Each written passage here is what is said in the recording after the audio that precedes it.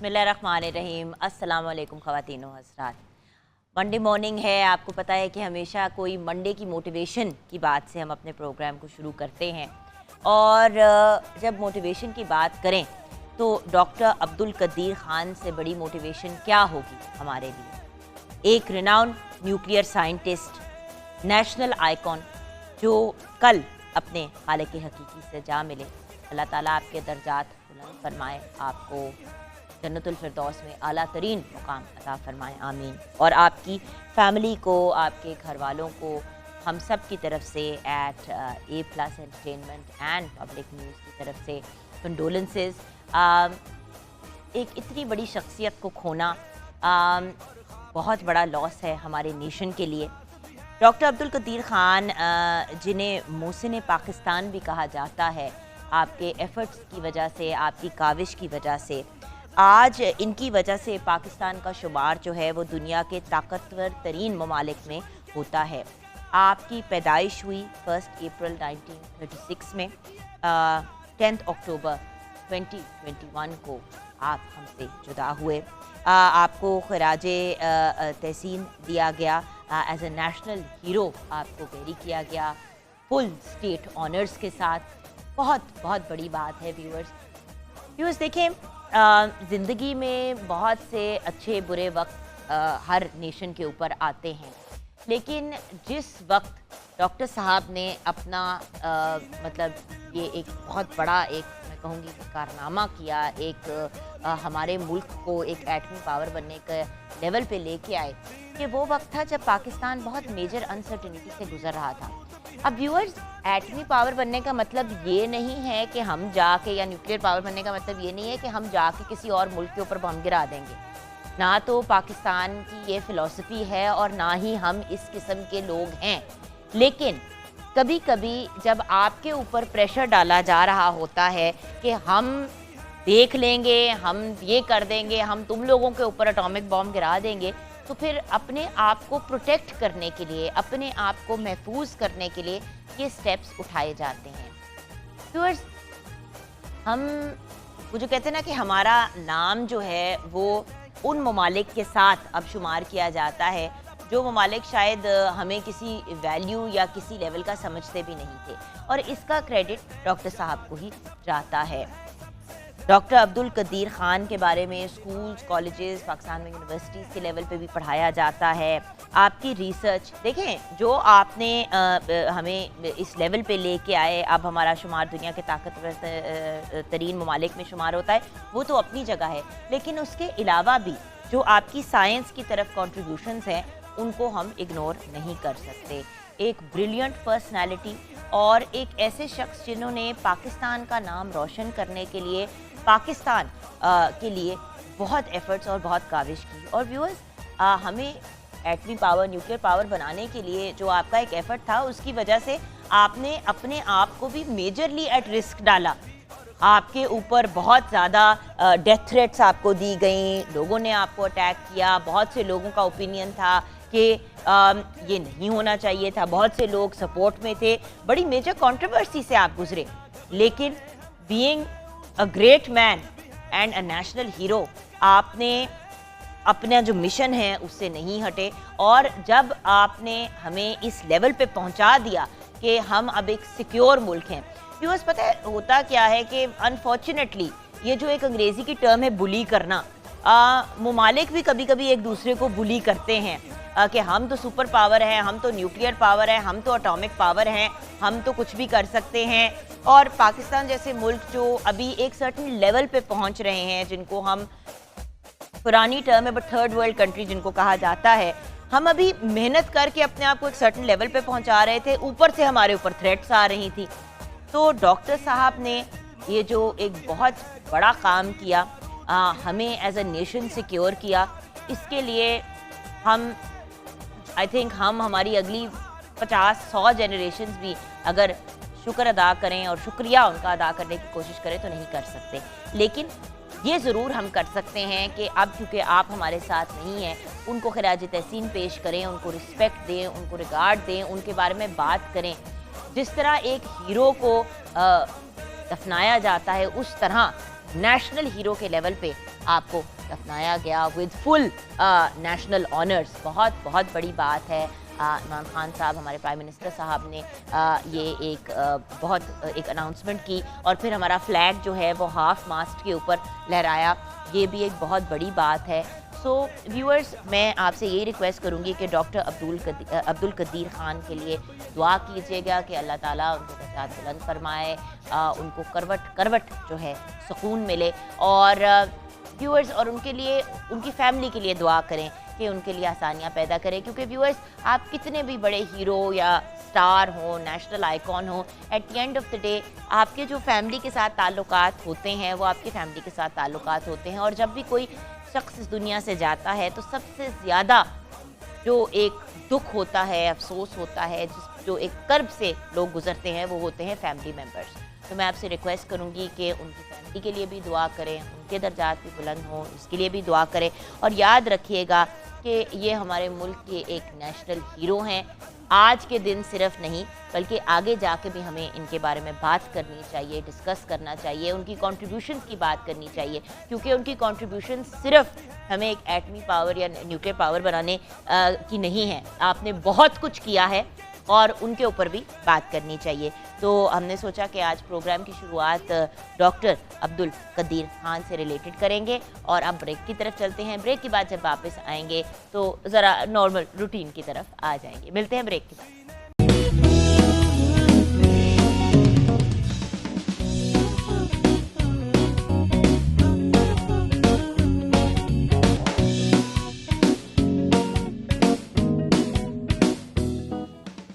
Welcome back from the break viewers. Kitchen में हमारे साथ शेफ असद हसन है। अस्सलाम वालेकुम शेफ असद। वालेकुम सलाम मैम, कैसी हैं आप? बिल्कुल ठीक। अच्छा, असद के साथ मेरा बड़ा पुराना एक ताल्लुक है। मैं एक और चैनल पे जब काम करती थी तब भी आया करते थे शेफ असद, और हमेशा बड़े मज़े की और यूनिक रेसिपीज हमारे साथ शेयर करते थे। क्या कर रहे हैं आप कुक्कड़ की टांग के साथ? क्या हो रहा है? मैम इसका ये चिकन ड्रमस्टिक मसाला बनाएंगे आज हम। जैसे फ्राई करते हैं उस तरह हम फ्राई नहीं करेंगे आज, इसको मसाले के साथ, जो तवा मसाला बनता है ना उस तरह इसको बनाएंगे। और साथ जो है वो बीफ ड्रमस्टिक है, बीफ लॉलीपॉप, जो बचपन में नहीं खाते हम लॉलीपॉप, उस तरह के। आज हमने लॉलीपॉप्स वैसे भी सेट पे बांटी है। जी, अच्छा, जी। तो सिचुएशन ये है व्यूअर्स कि ये अब 2 हाई प्रोटीन डिशेस हैं। मैं आज से bye the way on air promise कर रही हूँ कि बीच में ना मैं अपने कुछ वेट के ऊपर ना उतनी तवज्जो दे नहीं रही जितनी देनी चाहिए। और पिछले कोई 2-3 हफ्ते से खाई जा रही थी तो मैंने 2 किलो 2.5 किलो अपना वज़न और बढ़ा लिया है। तो मैं बहुत नाखुश हूँ इस बात से। और होता पता है क्या है व्यूअर्स, जब हम बहुत ज़्यादा हैवी चीज़ें खाते हैं, हैवी का मुराद ये नहीं है कि आप ऑयल ना लें या आप वो ना करें, बट चीनी और मतलब माशाल्लाह से कल परसों मेरी बेटी की सालगिरह थी, नूर बानो की 9th बर्थडे। तो उससे पहले जो हमने डिशेस वगैरह बनानी थी वो सारी मैं बना के ना ट्राई कर रही थी कि अच्छा पास्ता बनाएंगे। तो जिस दिन पास्ता बनाया उस दिन पास्ता खा लिया। अब देखिए, सफ़ेद चावल, सफ़ेद चीनी और ये जो आटा होता है, आटा तो फिर भी ठीक है, मैदा जो है ये बहुत फैटनिंग चीज़ें होती हैं। और ये फैटिंग नहीं होती, इनमें बुरे वाले कार्ब्स होते हैं जिनकी वजह से बहुत ज़्यादा आपको वेट इश्यूज़ भी हो जाते हैं। अब मुझे फॉर एग्जांपल स्वेलिंग हो जाती है। आप देख रहे होंगे अभी मेरा मुंह स्वेल सा है, and the reason that I have swelling is because रात को परसों का जो बचा हुआ पास्ता था वो मैंने इतना को खा लिया। हुआ क्या कि सुबह उठी तो पूरी आंखें स्वेल। अभी 1-2 लोगों ने मेरे सोशल मीडिया पे भी कहा कि आप ही लग रहा है आप अभी उठी हैं। अभी नहीं उठी मैं कुछ 6:30 बजे की हूँ और आंखों की सूजन ही नहीं कम हो रही। सो कुछ चीज़ें होती हैं जो हमारे अंदर स्वेलिंग क्रिएट करती है। अब इस किस्म की डिशेस जो हैं they are very healthy options, healthier options than roti, chawal, cheeni, इस किस्म की चीज़ें। तो मैं आज से ऑनर आपको प्रॉमिस कर रही हूँ, क्योंकि जब भी मैंने ऑनर प्रॉमिस किया मैंने अपना वजन फिर प्रॉपर कम किया है। पहले से बहुत कम हो गया अल्लाह का शुक्र है। अब लॉस्ट अबाउट 30 किलोज, लेकिन अभी 10 किलो कम करने हैं। वो 60 पे 7 किलो और कम करने थे, उस पर बात पहुंची, फिर मैंने 3 चढ़ा लिए। देखिए, ये वेट लॉस की जर्नी का हिस्सा होता है। और बाय द वे, हम weight loss, how to lose weight, what to do, इस पे भी एक दिन पूरा प्रोग्राम करेंगे, बिकॉज आई नो बहुत ज़्यादा आप लोग कंसर्न्ड होते हैं कि हेल्दी लाइफस्टाइल क्या होना चाहिए। रेसिपी की तरफ अगर हम चलें जी, मैम इसमें जो है वो स्पाइसेस वगैरह ऐड किए हैं, जिंजर और गार्लिक का पेस्ट बना के, वो ग्रीन चिली और उसके बाद पाकिस्तान स्पाइसेस हैं, जैसे सॉल्ट हो गया, क्रश चिली पाउडर हो गया, क्रश चिली होगी, फिर उसके बाद धनिया पाउडर, ठीक है, उसको क्रश कर लेते हैं इस फॉर्म में, ये इसमें ऐड की है, ठीक है। रेड चिली है, क्रश चिली है। फ्रेश बनाएं तो बेहतर होता है, उसका जायका जीरे का बड़ा अच्छा जो है ना अरोमा निकलता है जब उसको रोस्टेड कर लेते हैं। रोस्ट के फिर आप उसको जैसे बेलते हैं ना ब्लैक पेपर को, उस तरह उसको क्रश कर लें, क्रश करके ऐड करेंगे तो उसका फ्लेवर डिफरेंट आ जाता है। तो ये हम बना के फिर इसको ऐसे करके बिल्कुल ऐसे टूथपिक पे लगाएंगे, बिल्कुल ऐसे ही। और इसको फिर पकाएंगे कैसे? तो इसको हमने ना फ्राई नहीं करना बेसिकली, क्योंकि फ्राई करेंगे तो जाहिर सी बात है वो फिर वो ऑयल ज़्यादा हो जाता है। इसमें हम क्या करेंगे, थोड़े से नॉन स्टिक पैन के अंदर थोड़ा सा ऑयल ब्रश करेंगे और इसको पैन सीड करेंगे और स्टीम के अंदर जो है ना इसको पकाएंगे, क्योंकि ये छोटे छोटे से हैं तो इस वजह से ये पक भी जाएंगे और वो इतना इशू भी नहीं होगा। बट इसमें चर्बी डली हुई है जी, इसीलिए ऑयल नहीं ना डालेंगे, ऑयल डालने की जरूरत नहीं होगी, स्टीम में जो है उसका ऑयल यूज होगा। अच्छा, ड्रम स्टिक्स की रेसिपी की तरफ मैं थोड़ी देर बाद आऊंगी, हम उसकी तरफ भी आएंगे। लेकिन हमारे साथ सरगोदा का टैलेंट है आज, 2 लोग आज हमारे साथ ऐसे हैं। एक सीनियर हमारे आर्टिस्ट है, 25 साल से माशाल्लाह काम कर रहे हैं इंडस्ट्री के अंदर, कामरान ईसा खैलवी। अस्सलाम वालेकुम। वालेकुम अस्सलाम, कैसी हैं आप? बिल्कुल ठीक ठाक। और इनके साथ हमें आज ज्वाइन किया है मुस्कान जावेद ने। आप 18 साल की एक यंग स्टूडेंट हैं, 5 साल से क्लासिकल सिंगिंग सीख रही हैं। आप भी सरगोदा से बिलोंग करती हैं। हमने कहा कि भाई डिफरेंट शहरों के जो हमारे टैलेंटेड लोग हैं उनको भी बुलाएं। एक्चुअली पता नहीं क्यों कामरान साहब, हर कोई कहता है कि फैसलाबाद में सबसे ज्यादा टैलेंट है म्यूजिक का, आप क्या कहेंगे? मैं तो कहूँगा मेरे मियाँ वाली में सबसे ज्यादा आपके मियाँ वाली में है। ट्रू। अच्छा, ये जो आपके नाम के साथ ईसा खैलवी है, कुछ इसको एक्सप्लेन करेंगे? जी मैं ज़रूर करूँगा, बल्कि मुझे हर इंटरव्यू में ये करना पड़ता है। मैं जिस शहर से बिलोंग करता हूँ, ईसा खेल डिस्ट्रिक्ट मियाँ वाली की एक तहसील है, वहाँ से एक इतना बड़ा नाम जो वहाँ से चला और पाकिस्तान की पहचान बनता हुआ पूरे वर्ल्ड पे छा गया, जनाब अताउल्लाह खान ईसा खैलवी साहब, जो किसी तारुफ के मोहताज नहीं, हमारा फ़ख्र हैं वो ईसा खेल से हैं, तो फिर उनके नाम के साथ ईसा खैलवी। मैं भी ईसा खेल से हूँ, हम एक ही मोहल्ला कह लें, एक ही मोहल्ले से हैं, तो लाला जी और मेरा एक ही शहर है, तो इस वजह से वो भी अताउल्लाह खान ईसा खैलवी, मैं कामरान ईसा खैलवी। हालांकि मेरे लिए ये बहुत ज़्यादा मुश्किल है, क्योंकि मुझे उस नाम की लाज रखते हुए इतना तवज्जो से काम करना पड़ता है, हर कदम हर अमल, कुछ भी ऐसा ना हो कि किसी की दिल आज़ारी हो या उस नाम का थोड़ा सा डाउन हो मेरी वजह से, तो बस ये इतना सारा है। Very nice. What about you Muskan, music की तरफ रुझान कैसे हुआ? मतलब क्लासिकल सिंगिंग की तरफ कौन लेके आया? क्लासिकल सिंगिंग की तरफ कोई लेकर तो नहीं आया, लेकिन यह है कि बचपन में मुझे तो नहीं पता था कि मेरी आवाज़ अच्छी है, तो जब म्यूज़िक क्लासेस होती थी तो मैं बहुत इंटरेस्ट लेती होती थी म्यूज़िक में। तो एक दिन म्यूज़िक टीचर ने मेरी आवाज़ सुनी तो उन्होंने कहा कि आपकी आवाज़ बहुत अच्छी है। तो एक सिंगिंग कंपटीशन था जिसमें मैंने पार्टिसिपेट किया और मैंने विन किया, तो मुझे पता चला कि मैं म्यूज़िक कर सकती हूँ। उसके बाद से फिर तकरीबन 5 साल मैंने म्यूज़िक सीखा क्लासिकल, और उसके बाद काम किया फिल्म इंडस्ट्री में, 3 साल से काम कर रही हूँ। तो बस मेरी फैमिली में कोई गाता नहीं है, गॉड गिफ्टेड है। गॉड गिफ्टेड, जी बिल्कुल।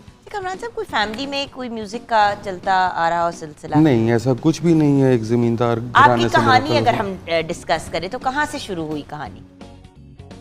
किस एज पे एहसास हुआ? स्टूडेंट लाइफ में ही, मैं 5th 6th क्लास में था। ज़ाहिर है फोक हमारा जो कल्चर है मेरे मियाँ वाली ईसा खेल से चला है, अताउल्लाह खान ईसा खैलवी साहब के नाम से, तो उनको सुनते हुए शौक़ हुआ, और वो फिर अच्छी आवाज़ थी तो वो स्कूल में सुबह नात तिलावत या वो दुआ वगैरह वो मुझे स्टेज पे बुलाते थे, वहाँ से चलते चलते चलते आज आपके सामने हूँ। और बाकी जो कहते हैं कि वो प्यार मोहब्बत, ऐसा कुछ नहीं है।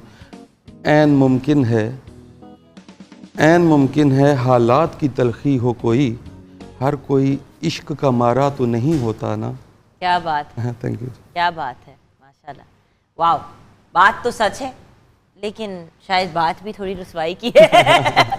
अच्छा, सो जब म्यूजिक की तरफ आप आए तो पहला कदम कैसे उठाया? क्योंकि वो पहला कदम उठाना सबसे मुश्किल होता है। इंसान कितना भी रियाज कर ले, कितना भी आप कर लें, वो पहला कदम कैसे उठाया, ये मैंने आपसे भी पूछना है बेटा। बहुत मुश्किल था, घर से परमिशन नहीं थी, बहुत डांटें खाई, बहुत घर वाले क्या कहते थे कि भाई क्या करो? घर वाले कहते थे निकल जाओ घर से। अच्छा निकल जाओ, हम में से कुछ हो भी ही ना नहीं। करो, बस चले जाओ। तुम हम में से हो ही नहीं। तुम हम में से हो नहीं, बट हम क्या करते थे सारे घर वाले? बड़े भाई मेरे डॉक्टर हैं, वाले साहब का अपना काम था, उसके बाद मतलब बड़े पढ़े लिखे सारे, मेरी सिस्टर्स भी, मेरे भाई भी। तो एक मैं था बीच में से गाने वाला, तो छुप छुप के स्टार्ट में फिर वाले साहब तो अब हमारे सर पे नहीं रहे, अल्लाह रहीम व करीम उनको जन्नतुल फिरदौस में आला मकाम अता फरमाए। अम्मी हजूर हयात हैं, तो वो छुपाती थी, फिर वो बचा लेती थी। बस इतनी सी कहानी है। यहाँ पे हम ब्रेक की तरफ जाएंगे। ब्रेक के बाद जब वापस आएंगे तो कामरान ईसा खैलवी से कुछ सुनते हुए आएंगे। ब्रेक से मुस्कान आपसे भी जानना है कि आपको क्या आसानी से परमिशन मिल गई, डांटे पड़ी, क्या हुआ, ये हम जानेंगे ब्रेक के बाद।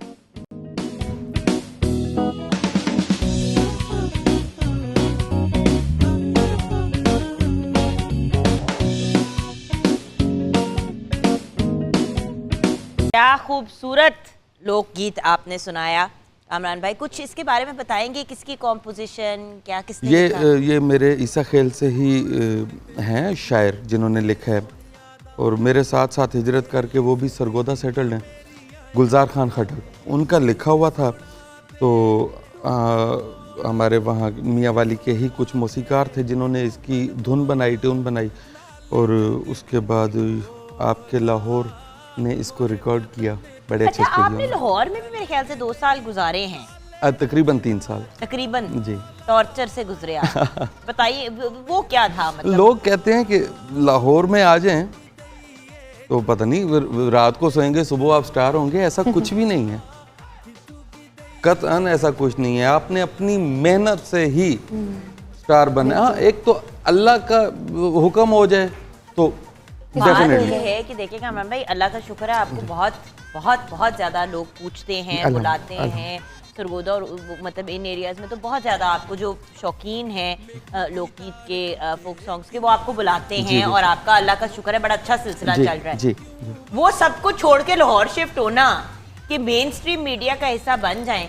देखिए ये चीज़ व्यूअर्स मैं अक्सर कंप्लेन करती हूँ, और मैं गिला भी ये करती हूँ कि हम लोग अपने मेन स्ट्रीम मीडिया में सिर्फ एक सर्टन किस्म के एक बॉक्स में जो लोग फिट होते हैं ना, उनको कर देते हैं कि यंग हो, जीन्स टी शर्ट पहनते हों और पॉप म्यूज़िक गाते हों। म्यूज़िक तो हर किस्म का है। क्लासिकल म्यूज़िक की अपनी एक बहुत बड़ी मार्जिन है, फोक म्यूज़िक की अपनी एक बहुत बड़ी स्पेस है, और उसमें अगर आपने ग्रो करना है तो उसमें आपको मतलब अगर आप हर चीज़ में फ्यूजन ले आएंगे तो कन्फ्यूजन ही हो जाएगी। बेशक बेशक बेशक सही फरमा रहे हैं। तो आसान नहीं है बेसिकली, और अब तो बिल्कुल आसान नहीं है। अच्छा, एक और मैं आपको बताता चलूं कि ये सोशल मीडिया के आने से लोग समझते हैं कि बहुत इजी हो गया है आर्टिस्ट बनना। हाँ। सोशल मीडिया पे भी अब एक सिंगर है ना, तो वो जितना महंगा वीडियो बना ले, वो चाहे जितना अपनी ड्रेसिंग पे इन्वेस्ट कर ले, बिकनी उसकी आवाज़ ही है। बिल्कुल उसकी आवाज ही है। लेकिन कुछ इसमें मेरे ख्याल से सोशल मीडिया में तो बहुत ज्यादा लक की बात होती है कि अगर चल पड़ा तो चल पड़ा, ना चला तो ऐसे ऐसे हसीन गाने, व्यूअर्स इतने ब्यूटीफुल सॉन्ग्स हैं जिन पे मैं हैरान हो जाती हूँ कि वो हिट क्यों नहीं हुए, मतलब उस लेवल के वायरल क्यों नहीं है। अच्छा मुस्कान, मैं ब्रेक के बाद आपसे सॉन्ग सुनते हुए आऊंगी। जो हम सॉन्ग सुनने वाले हैं, जो गाना सुनाने वाली हैं, वो उसके बारे में कुछ बताएंगी? किसकी कॉम्पोजिशन है, क्या है? बिल्कुल बताऊंगी। ये भी सरगोदा का टैलेंट ही है, जिसको कंपोज भी उन्होंने किया, लिखा भी उन्होंने है, और बहुत सी चीज़ें लिखी हैं, लेकिन वो देते किसी को नहीं है, कमर्शियल काम नहीं करते। लेकिन मुझे उन्होंने सुना, और ये उनकी नवाजिश है कि उन्होंने अपनी बहुत ही कीमती चीज़ मुझे दी। और वो एक ऐसे इंसान है, उनका नाम है तारिक सदीक, सरगोदा की मशहूर शख्सियत है अपने काम में। तो एक छुपा हुआ सितारा कह सकते हैं, या फिर ऐसा इंसान कि उनको पता नहीं कि वो क्या लिखते हैं, कि अल्लाह की तरफ से अता हुई बात वो अपने अल्फाजों में बयान करते हैं। माशाल्लाह। तो उनका सॉन्ग जो उनका लिखा हुआ है, वो खुद भी सिंगर भी हैं। खुद भी सिंगर हैं, तो वो आप उसको परफॉर्म करेंगी? परफॉर्म करूंगी बिल्कुल। अच्छा, आपने ये बताना था हमें कि घर वालों की क्या रिएक्शन थी जब म्यूजिक की तरफ, क्योंकि आपकी भी फैमिली में कोई सिंगिंग का बिल्कुल, और फीमेल का इस फील्ड में आना तो बिल्कुल अच्छा नहीं समझते। तो मैं स्कूल में परफॉर्म करती थी चोरी, गाने का शौक तो था, तो पापा बहुत स्ट्रिक्ट थे मेरे, तो छुप छुप के गाना और कंपटीशन भी छुप के मैंने विन किया। तो मेरा रिज़ल्ट लेने गए तो पहले टीचर्स कहते मुबारक हो, आपकी बच्ची बहुत अच्छा, मतलब आजकल इसकी अपडेट आ रही है। तो मामा पापा कहते हैं अब इसका रिज़ल्ट तो लिया नहीं है तो पहले मुबारक क्यों दे रहे हैं। तो मेरी क्लास टीचर ने बताया कि आपकी बेटी बहुत अच्छा गाती है, और मैं वहाँ ही डर गई। मैंने कहा अब घर जाके मेरी तो बलिदा निकलेगा। खैर मैं घर गई और घर जाके मैं बैठी नहीं उनके साथ, मैं अपने रूम में चली गई हूँ। फिर पापा ने बुलाया, कहते तुम गाती हो? नहीं। कहते नहीं मुझे टीचर्स बता रही थी। तो मैंने कहा जी बिल्कुल मैं परफॉर्म किया है, तो सॉरी आइंदा नहीं करूँगी। कहते हैं तुम कुछ सुनाओ। खैर माँ वाला सॉन्ग था, जानवर फिल्म का गाना था इंडियन, वो परफॉर्म किया था। खैर मेरे डैड थे, बचपन में उनकी माँ गुजर गई। खैर मैंने गाना सुनाया, उनका दिल पिघल गया, आंखों में आंसू आ गए। तो हाँ जी, बचपन से ही बिल्कुल बचपन से ही हूँ बचपन से ही मैं सद के जाऊँ। तो मैंने सुनाया, उनका दिल पिघल गया। और मेरी फैमिली ने मुझे 5 साल से लेकर अभी तक कि बेटियाँ होती हैं घर के काम करो, ये करो, वो बिल्कुल नहीं, लड़कों की तरह रखा है और म्यूज़िक में सपोर्ट करते हैं। मेरा भाई तबला बजाता है मेरे साथ, छोटा भाई है, तो फैमिली बहुत सपोर्ट करती है तब से लेके अब तक। व्यूअर्स यही तो बात है, किसी भी कामयाब इंसान के पीछे चाहे वो मर्द हो या औरत हो, एक सपोर्टिव फैमिली जब होती है ना। बिल्कुल। देखिए व्यूअर्स, आपको मैं ऑनेस्टली एक बात बताऊं, आपके अंदर क्या टैलेंट है, कितना आप शौक से कोई चीज़ करते हैं, मतलब ये एक पॉइंट पे आपको हिट कर जाती है चीज़। मैं 4 साल की थी, मुझसे कामरान भाई किसी ने पूछा जुगन बड़ी होके क्या बनेगी, मैंने कहा मैं बड़ा होके एक्टर बनूंगा पूरी बतीसी निकाल के। और आपको एक बात बताऊं, मैं उसी चीज पे कायम रही और अटकी रही कि भाई मैंने मीडिया में ही काम करना है। एक्चुअली आप यू कांट हेल्प इट। जिस तरह कुछ लोगों में कुछ चीज नेचुरली आ जाती है, ये वो चीज है जो अब आपके अंदर हो ना, तो उसको बंद करके रखना या सुला के रखना बड़ा मुश्किल काम होता है। और फैमिली सपोर्ट हो तो इंसान कहाँ से कहाँ चला जाता है। बिल्कुल। ब्रेक की तरफ जाएंगे, ब्रेक के बाद मुस्कान का सॉन्ग सुनेंगे। वैसे मैंने 2 निवाले चखे हैं किचन में, हमारा ये जो बीफ लॉलीपॉप बना रहे थे वो तो बहुत ही मज़े का है। अब चिकन ड्रमस्टिक्स की भी रेसिपी जाननी है, लेकिन ये सब होगा ब्रेक के बाद। Welcome back from the break viewers. बहुत ही खूबसूरत सॉन्ग हमने सुना मुस्कान जावेद से, and of course Kamran Isa Khelvi भी हमारे साथ हैं। इनका बहुत बहुत शुक्रिया हमें ज्वाइन करने का। व्यूअर्स, अब हमने सॉन्ग के दौरान ही बिठा लिया था चौधरी इरफान जहीर साहब को, जो स्पोर्ट्स एनालिस्ट हैं। और जैसे कि आपको पता है व्यूअर्स, क्रिकेट क्रेज तो पूरी दुनिया में, बट पाकिस्तान में तो हर वक्त ही रहता है। अस्सलाम वालेकुम। वालेकुम सलाम जी, बहुत शुक्रिया। कैसे हैं आप? अल्हम्दुलिल्लाह जी, ठीक ठाक। अच्छा, सबसे पहले तो मुझे ये बताइए कि ये जो पाकिस्तान टीम की T20 वर्ल्ड कप की टीम सिलेक्शन होगी, कुछ इसके बारे में हमें अपडेट करें। देखें, जैसे ही लास्ट 2-3 हमने देखा कि सिलेक्शंस हुई हैं पाकिस्तानी टीम की, तो कंटिन्यूसली एक कंट्रोवर्सी स्टार्ट रही और बड़ी लंबी डिबेट होती है, बड़ा लंबी डिस्कशन होती है जो ख़त्म होने का नाम नहीं लेती। इस वर्ल्ड कप स्क्वाड के अंदर भी जब अनाउंसमेंट की गई मोहम्मद वसीम की तरफ से लास्ट मंथ, तो उससे लेके परसों तक एक ऐसी डिबेट थी जो हर चैनल के ऊपर आप भी देखते होंगे कि वो ख़त्म होने का नाम नहीं ली। इस प्लेयर को होना चाहिए, इसको नहीं होना चाहिए। और मेरा ख्याल है कि वो राइटली डिबेट थी, क्योंकि कंट्रोवर्सी बनती थी। कुछ ऐसे प्लेयर इंडक्ट किए गए थे जिनकी टीम में ना जगह बनती थी, ना उनकी कोई लास्ट परफॉर्मेंसेस थी। तो उस लिहाज से सबसे पहले नाम आज़म खान का हमें था, हसनैन का था, हारिस रऊफ़ की अभी भी बात हो रही है कि उनको जिस तरह स्कोर होता है 3-4 ये नाम थे। फिर बैटिंग के अंदर खुशदिल शाह, आसिफ अली, तो ये कुछ ऐसे प्लेयर्स थे, ऑल्दो कि दे आर ऑल गुड, अच्छा परफॉर्म कर किया हुआ है पास में, बट रीसेंट फॉर्म बड़ी ज़रूरी होती है। बट क्या मोहम्मद आमिर और वहाब रियाज की बॉलिंग में कमी महसूस होगी? 100% ठीक कह रही हैं आप, क्योंकि आपको जब भी आप किसी बड़े जब आप नए लोगों को लेके आएंगे तो कुछ पुराने या कुछ ऐसे मंजे हुए लोग हैं जिनको आपको एलिमिनेट करना ही पड़ेगा। नहीं, देखिए उसमें 2 चीज़ें हैं। आपने देखना पड़ता है कि आपका टारगेट क्या है, आप कितने बड़े प्लेटफॉर्म पे जा रहे हैं। ये जो यंगस्टर की हम बात कर रहे हैं, देखिए एक्सपेरिमेंट वाली ये प्लेटफॉर्म था नहीं। हाँ, एक तो देखिए कॉम्बो होता है। आप 92 से लेके पाकिस्तान की किसी भी बड़े इवेंट के अंदर आप विक्ट्रीज देखते हो ना, तो आप देखेंगे कि आपका कॉम्बो है यूथ का और सीनियर प्रो का।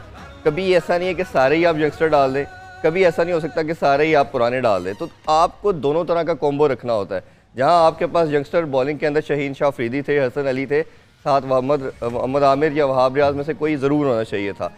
फिर इसी तरह धानी के साथ, शाहनवाज धानी के साथ बड़ी ज़्यादती की गई कि वो बॉलर जिसने PSL के अंदर सबसे ज़्यादा विकेट्स ली और अभी रिसेंट जो नेशनल T20 कप हो रहा है उसमें बहुत आउटस्टैंडिंग परफॉर्मेंस थी, किस बेसिस के ऊपर उसको नहीं डाला गया, उसको इवन दो रिजर्व में रखा गया, तो फिर एक परफॉर्मेंस का ऑब्जेक्टिव क्या रह जाता है कि अगर आप उसको चांस नहीं देते।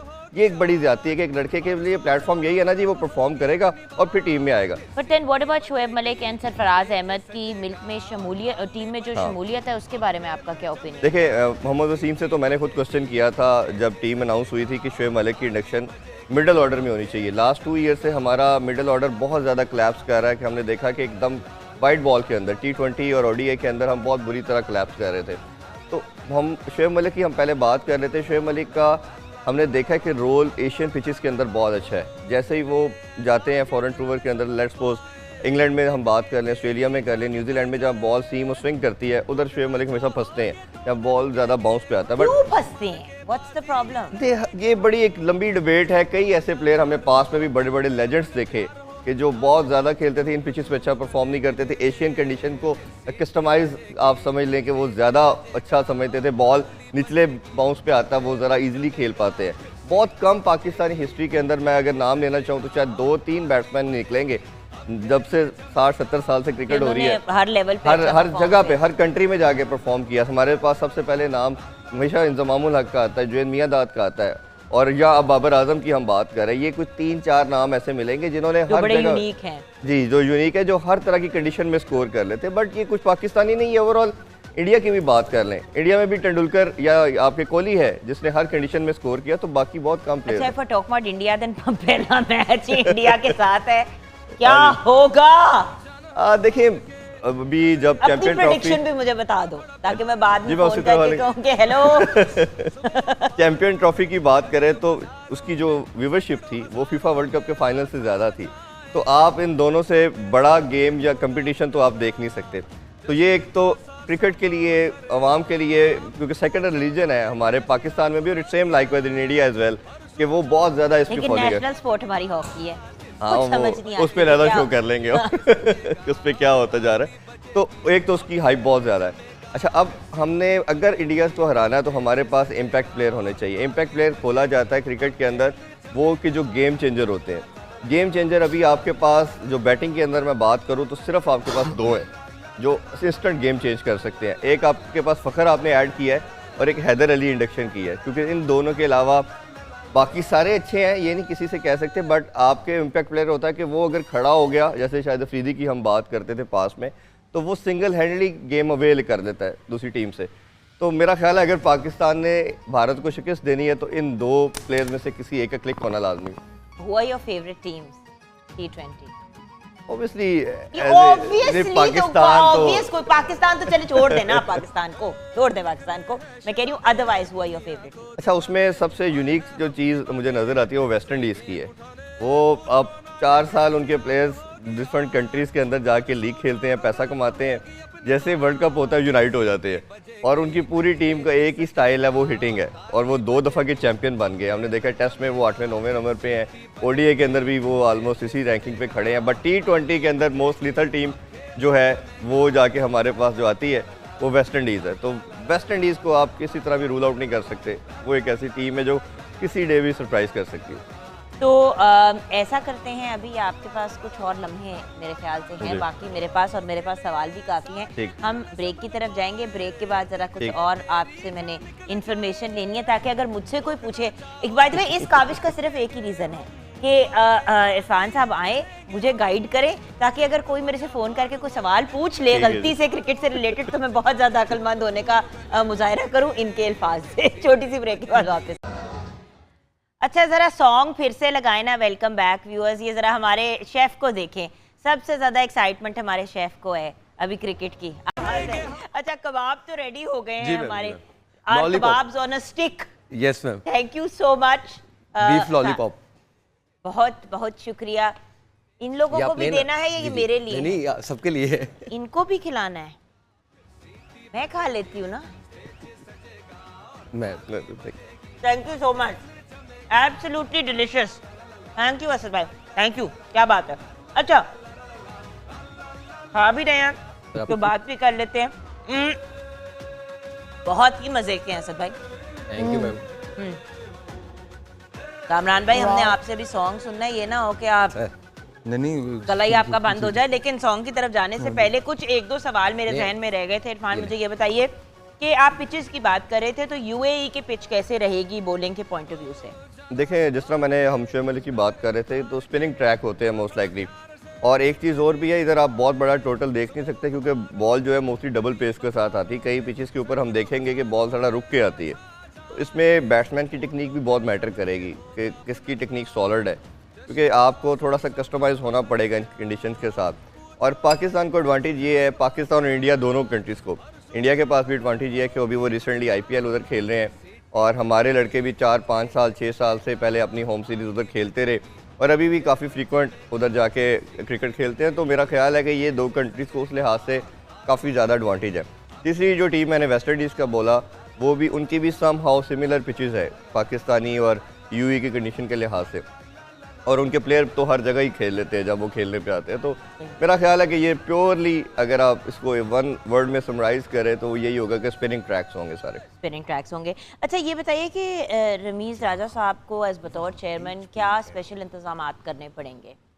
देखिए, उन्होंने अभी तक जितनी बातें की हैं, बातों की हद तक तो बहुत ज़बरदस्त लग रही हैं। कई चीज़ों में इम्प्लीमेंटेशन में हमने देखा है पास में कि बहुत टाइम लगता है और हो नहीं पाती। अच्छा, मैं can I just say one thing, मुझे इस बात की खुशी ज़रूर है that the chairman is someone who is a player himself.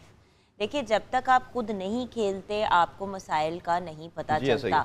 And वो कहते हैं ना कि अगर फॉर एग्जांपल आप हस्पताल का हेड ऐसे शख्स को बना दो जो फॉर एग्जांपल क्रिकेटर हैं, तो जैसे कि इमरान खान साहब ने किया, लेकिन उन्होंने अपने अंडर फिर वो लोग रखे जिनको समझ आती है कि किस तरह से एक ऑर्गेनाइजेशन को लेके चलना है, डॉक्टर्स को रखा हेड करने के लिए, things like that. Shaukat Khanum का अगर हम एग्जांपल देखें तो right person for the right job. अब PCB is not a joke, हाँ बिल्कुल ऐसे ही, it is a very big organisation और उसको आगे लेके चलना, I think getting a cricketer on board was a good इसमें ना बड़ी एक इंटरेस्टिंग डिबेट भी कह लें होती है और दो स्कूल ऑफ थॉट है। एक स्कूल ऑफ थॉट तो ये है कि जिस तरह आप जो बात कर रही हो कि जिस फील्ड का बंदा है वही आना चाहिए। यार, आर्टिस्ट को हेड करने के लिए वो लोग होते हैं जिन्होंने कभी हमारी मीडिया में काम ही नहीं किया होता, ये प्रॉब्लम तो है। अच्छा, दूसरी तरफ ये है कि आपके इदारे का जो भी, किसी भी इदारे का जो हेड है, जैसे लेट्स सपोज इसी मीडिया की बात करते हैं, वो लाजमी नहीं है कि वो एक्टर हो, ये एडमिनिस्ट्रेशन जॉब भी है। ये इसीलिए इसके प्रेसिडेंट अगर आप देखेंगे ना तमाम दुनिया के अंदर, अभी 9 हमारी दुनिया में कंट्रीज हैं, 9 कंट्रीज जो टेस्ट नेशन है, इसके अंदर सिर्फ पाकिस्तान और इंडिया इस टाइम ओनली 2 कंट्रीज जिनके जो चीफ जो आपके कह लें कि चेयरमैन है वो क्रिकेटर है। बाकी 7 कंट्रीज के अंदर वो क्रिकेटर नहीं है, क्योंकि ये एडमिनिस्ट्रेशन जॉब ज्यादा है अगर आप दूसरे पर्सपेक्टिव में देखें। But you also faced a lot of problems being under that administration ना। तो जब आप सेम थिंग, अब आप देखें फवाद चौधरी खुद एक एंकर पर्सन रह चुके हैं, तो now that he is heading the media as a minister, he understands, that is plus point. अगर उसको एडमिनिस्ट्रेशन आती है उस क्रिकेटर को, ये it doesn't mean let's suppose बहुत अच्छा क्रिकेटर है, उसने सारी जिंदगी बहुत अच्छा सर्व किया, बट उसकी एडमिनिस्ट्रेशन बहुत वीक है, आप उसको चेयरमैन लगा देंगे वो बेड़ा गर्क कर देगा। तो एक आपने एडमिनिस्ट्रेशन को भी देखना है कि उसकी वैल्यू। जमीर राजा के पास एडवांटेज ये है कि ये चीफ एग्जीक्यूटिव 2003 में रह चुके हैं PCB के, और ABL के भी ये रह चुके हैं, मैनेजर भी और हेड भी रह चुके हैं, तो इनके पास एडमिनिस्ट्रेशन का भी एक्सपीरियंस है। What does he need to do?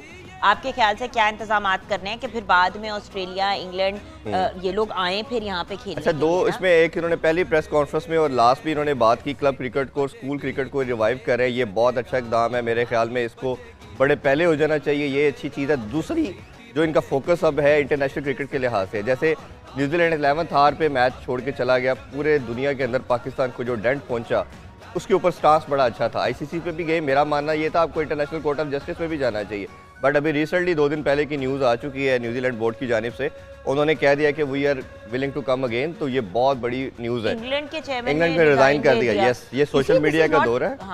वो जितना ज़्यादा प्रेशर उनके ऊपर था, और ये मेरा ख्याल है इट फॉर राइटली कि आपको इस तरह का प्रेशर जनरेट करना पड़ेगा, और आपको अब पाकिस्तान को ये सोचना पड़ेगा, जो रमीज़ राजा ने भी अपनी प्रेस कॉन्फ्रेंस में कहा कि अब ऐसे नहीं होगा कि 1 वे ट्रैफिक चलेगी।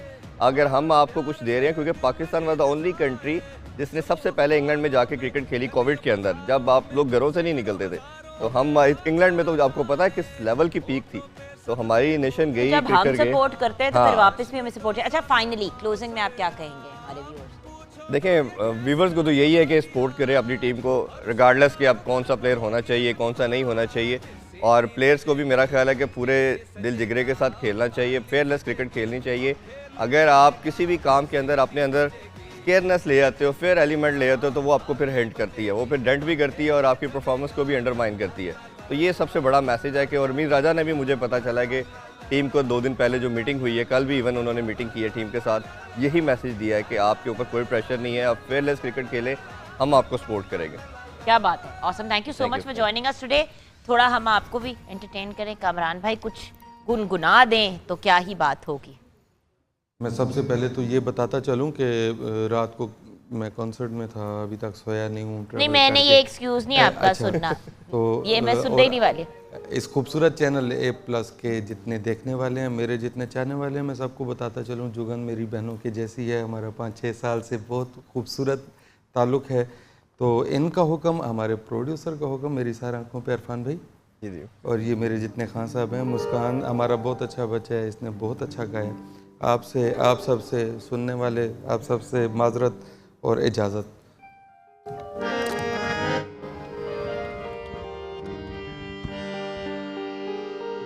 ये मेरा एक सराइकी लोकगीत है, बहुत पसंद किया गया, थोड़ा दुखी शायरी है कि वो एक शेर मुझे याद आ रहा है कि मुझे अक्सर सितारों से यही आवाज़ आती है, किसी के हिज्र में नींदें गवा के कुछ नहीं मिलता, जिगर हो जाएगा छलनी ये आंखें खून रोएंगी, वसी बेफैज लोगों से निभा के कुछ नहीं मिलता। Thank you.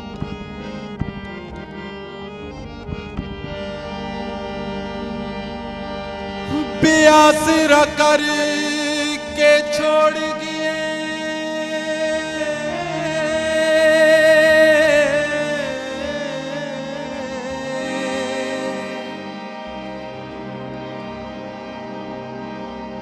मेरे सिर दा साईं, मैं ताई रोना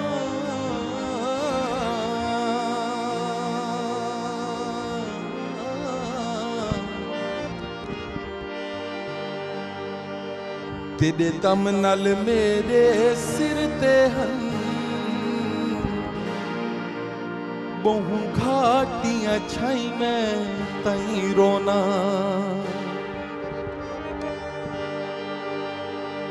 तू निखड़े अंदर च लग गया है,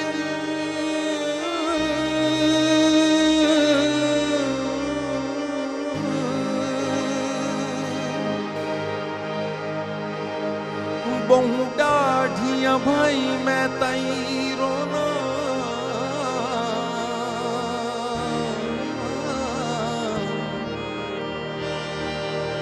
मैं बसदा नज़ीर अज उजड़ गया, रख सिर ते बही मैं ताई रोना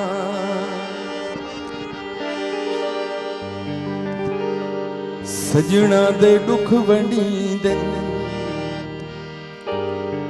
सजना दे दुख वंडी दे, दुख उल्टा झोली पाएगी,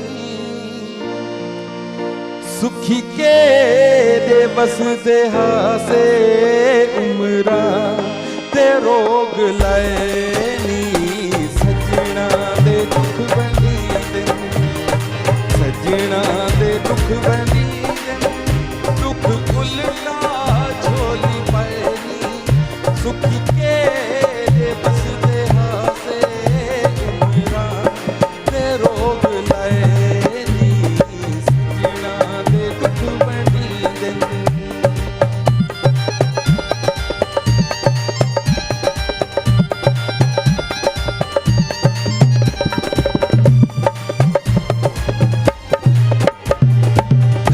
तेरी शान की ते अपना बकार भूल गए, घर बाहर नू भुला के परदेस आके रुल गए,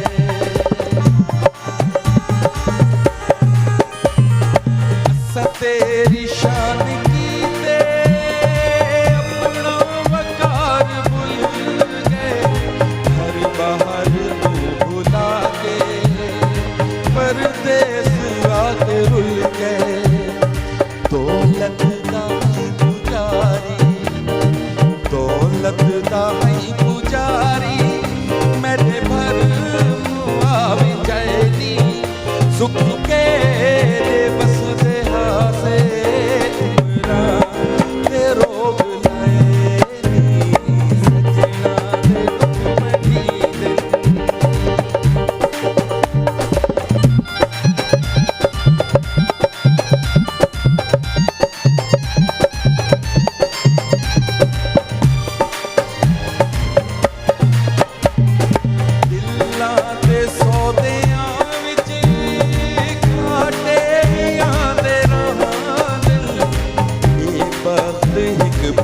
छावे नी चढ़दे लांदे रहां दिन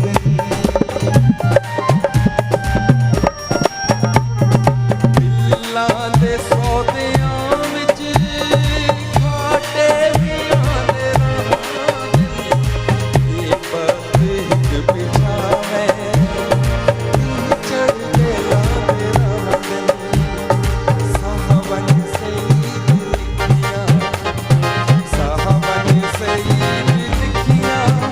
रब चाहे दी दिखाई सुखी के ले बस दे हासे रोग लैनी सजना दे दुबनी दिन सजना दे दुबनी दिन रुख उल्टा झोली पड़नी सुखी के ले बस दे हासे रोग लैनी सजना दे दुबनी दिन सजना दे दुबनी दिन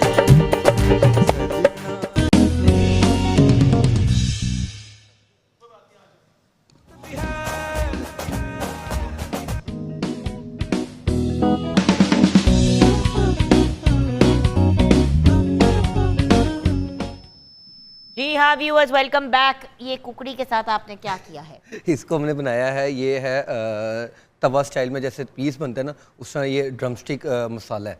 बेसिकली ड्राई ये आइटम है ये, और इसके लिए जो है हमने मैरिनेट किया था इसको पहले, ठीक है। मैरिनेट करने के बाद जो है ना हमने सिर्फ इसमें 2 टमाटर लेने हैं, और 2 टमाटर को ये करना है कि उसके टॉप काट के और अपोजिट साइड पे ना 4 कट लगाने हैं, ताकि जब हम उसको उसमें कढ़ाई में डालें ना तो उसका छिलका उतर जाए। छिलका उसको उतार लेना है, और उसके बाद जो है ना उसको स्टीम के अंदर इसके साथ उसकी बुनाई करनी है।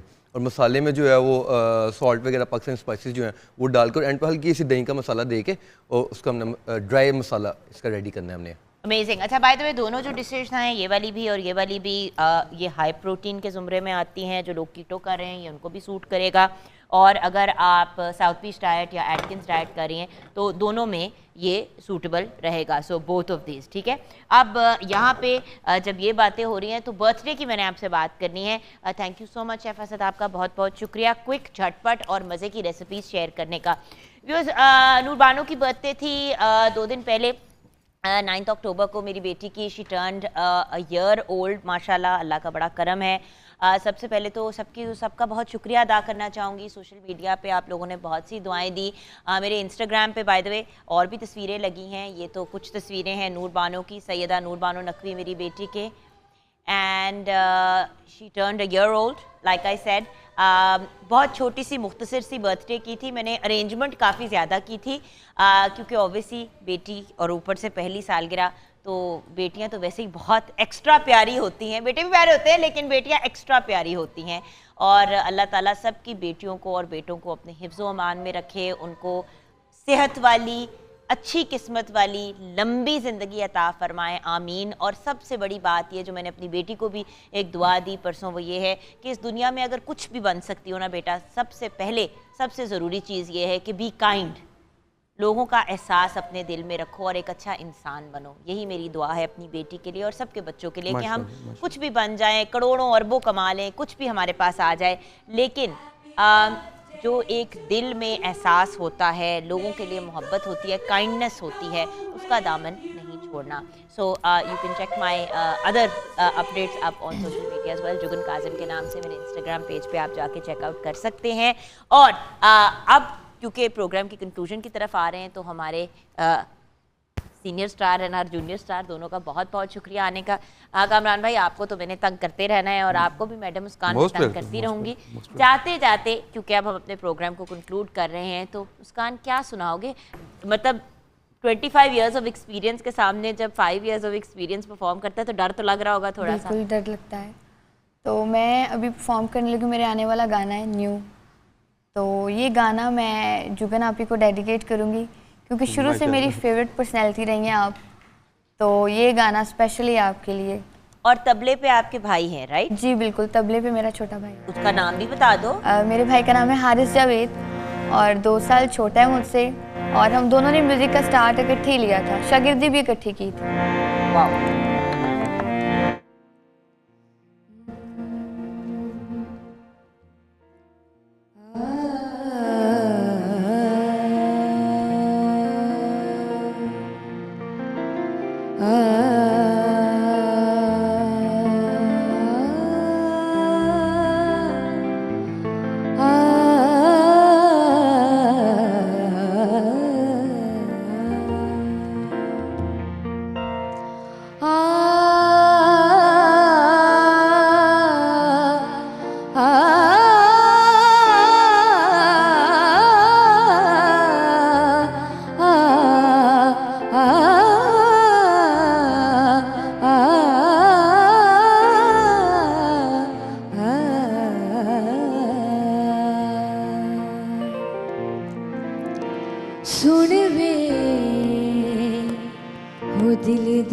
जानिया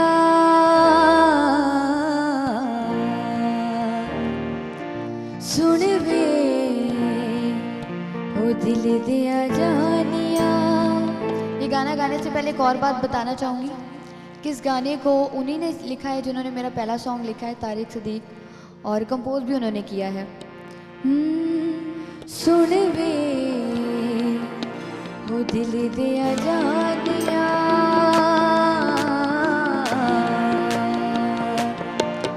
सुन वे ओ दिल दिया जानिया तेरे लिए करा मैं तेरे हानिया सुन वे ओ दिल दिया जानिया तेरे लिए करा मैं तेरे हानिया सुन वे ओ दिल दिया जानिया।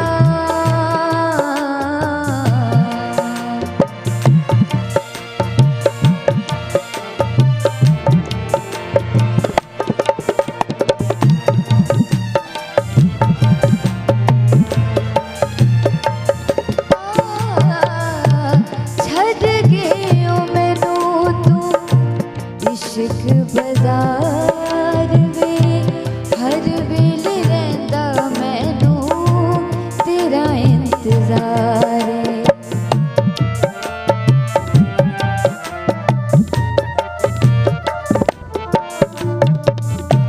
छड़ गयो मैनू तू इश्क बाजार में हर वेले रहिंदा मैनू तेरा इंतजार बड़ी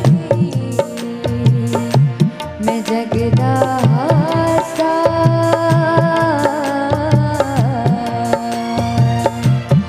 ओ बड़ी मैं जगदा हासा तेरे लिए करा मैं तेरे हानिया सुन वे ओ दिल दिया जानिया।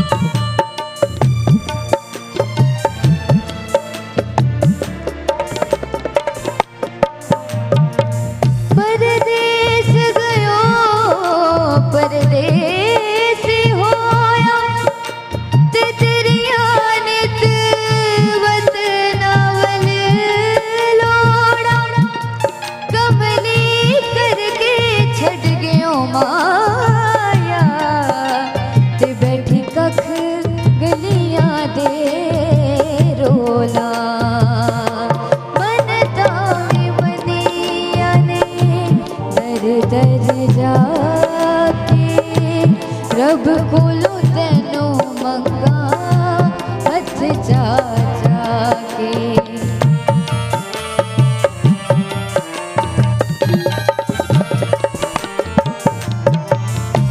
मन तावी मनिया ने दर दर जाके रब कोलों तैनू मंगा हथ जा जाके।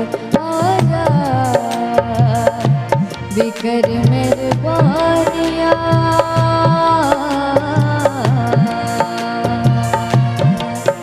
आजा बिकर मेहरबानिया तेरे लिए करा मैं तेरे हानिया सुन वे ओ दिल